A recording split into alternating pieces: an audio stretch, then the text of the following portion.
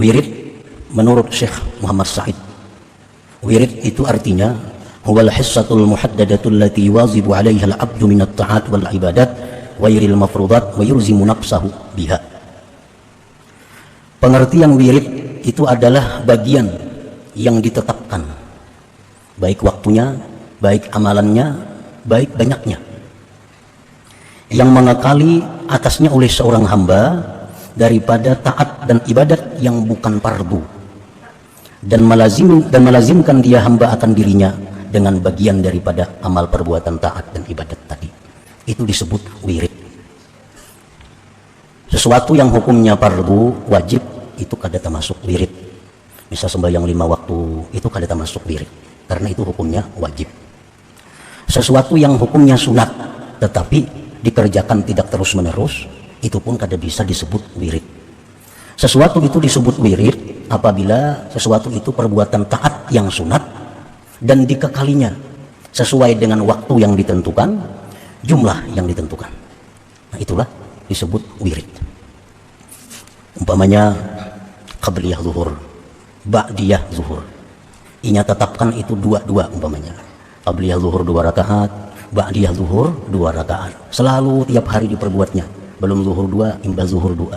Nah, setiap hari dilakukannya. Maka berarti qabliyah ba'diyah zuhur itu adalah wirid bagi dia.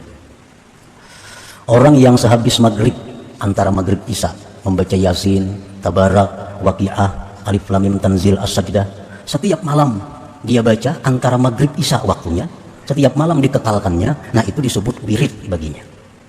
Disebut wirid.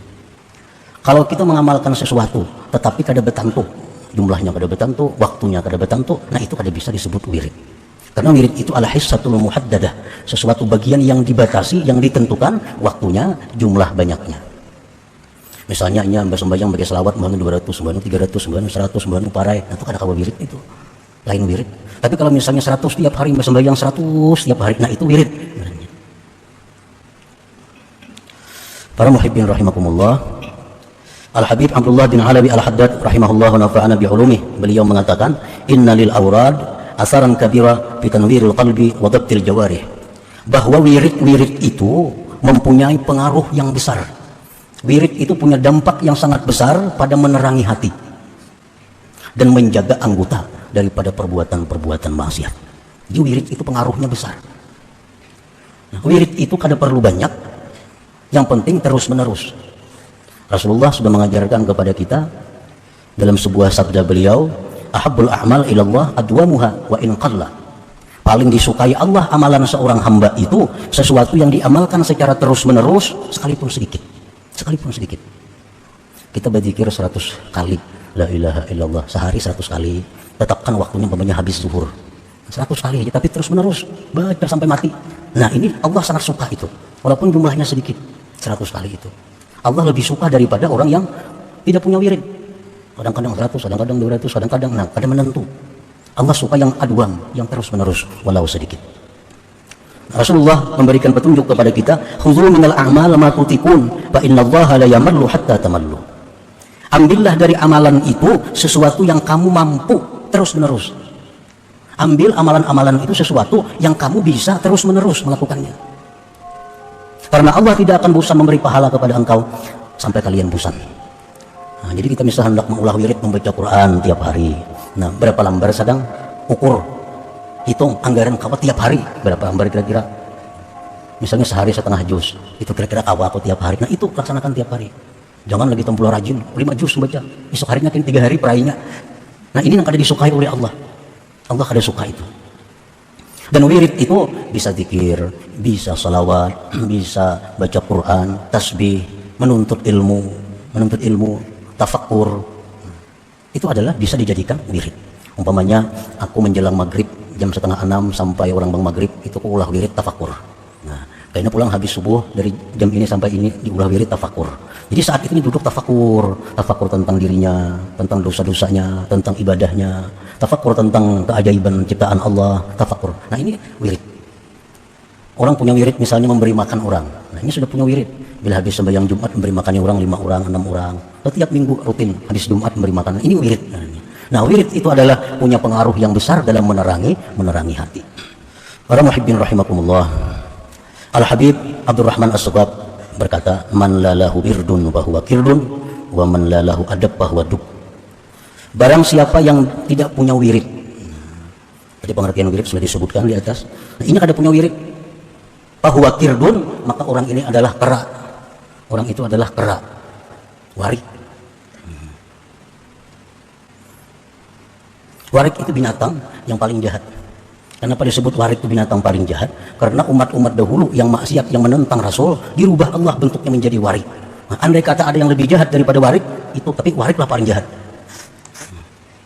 Dan lagi disebutkan dalam kitab Hayatul Hayawan Al-Kubra, lahmul qirdah ini akhbasul luhum. Dagingnya warik ini paling jahat daging. Lebih jahat daripada daging anjing. Akhbas min lahmil qalb. Jadi artinya orang yang kada punya wirid itu seperti warik. Bukan bentuknya kayak warik ada, tapi tubuh daging orang itu dagingnya sangat jahat. Karena mungkin banyak yang haram yang dimakannya, banyak harta-harta kada halal masuk ke dalam awaknya, sehingga daging orang ini tumbuh menjadi daging yang sangat jahat seperti warik itu. Orang kada berwirid akhirnya jadi warik kada ada kalau. Nah, cuma daging orang itu sama lawan daging warik. Artinya akhbasul laham, ini akhbasul luhum, paling jahat daging itu. Jadi ulah wirid. Apa wirid kita ulah nang anggaran kita kawa terus menerus. Nah, sembahyang rawatib, misalnya kada kawan yang sempurna 4 sebelum zuhur, 4 sesudah zuhur, ambil nah inting 2 sebelum zuhur, 2 sesudah zuhur, asal bisa tiap hari. Nah, itu yang disukai oleh Allah. Baca Quran 3 lembar tapi tiap malam. Habis Jumat memberi makan orang, kada perlu banyak, berlima, berdua, asal tiap Jumat. Nah, itu yang punya pengaruh besar dalam menerangi hati dan menjaga anggota tubuh daripada perbuatan-perbuatan maksiat. Kalau kita kada punya wirid tadi, maka fahuwa kirdun, sama lawan kera tadi, artinya daging di tubuh kita ini begitu jahat seperti dagingnya kera itu. Dan orang yang tidak punya adab, maka dia adalah binatang serigala, binatang buas. Artinya apa? Kalau orang itu kada beradab, nah itu sama dengan serigala, binatang buas, makan terus. Pada tahun ini kada boleh tatap, hanya kayak binatang serigala, binatang buas. Nah, apa aja dihantamnya? Nah, itu orang kada beradab seperti itu. Bukan jadi serigala, bukan jadi binatang buas, bukan jadi beruang, kada, tapi akhlaknya seperti itu. Orang kada beradab. Nah, para muhibbin rahimakumullah, andai kata kita sudah selama ini punya wirid, tapi belum ada nampak hasil-hasilnya, banyak kemungkinannya. Antaranya mungkin dalam wirid itu kita tidak ikhlas. Satu, ikhlas tetapi tidak hadir hati. Nah, ini kita membaca Yasin, tapi hati kita di manakah? Nah, mestinya hati kita Yasin juga. Nah, itu artinya hudurul qalbi.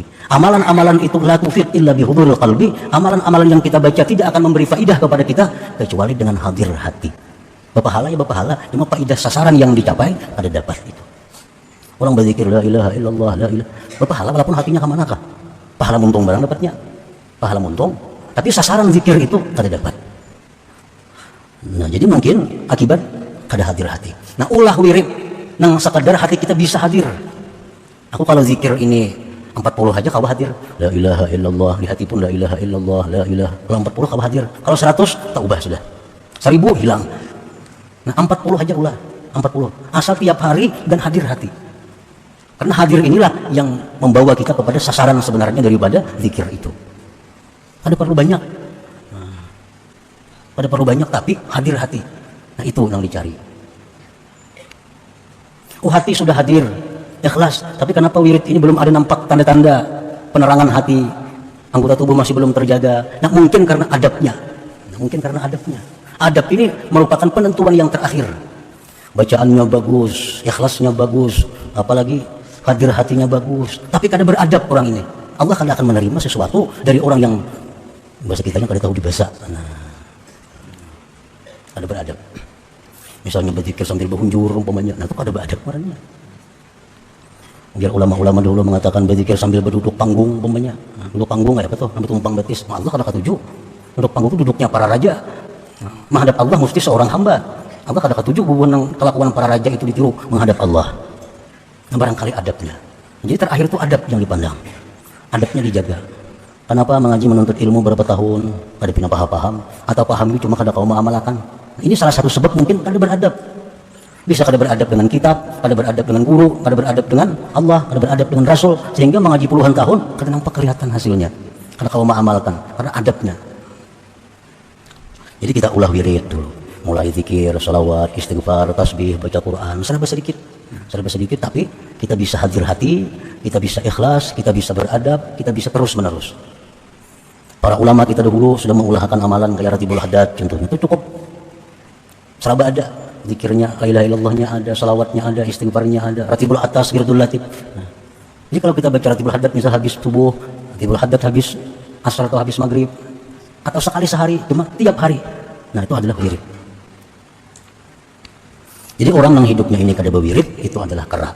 Sembahyang nampar dunia aja, malam kada dan jawab Quran, ada jawab Yasin malam. Nah, nampar dunia pang sembahyangnya. Nah, ada juga sunat bahanu kada wirid ngarannya. Nah, ini orang adalah kerak ngarannya. Supaya selamat dari itu, jadikan ada wirid bagi diri kita.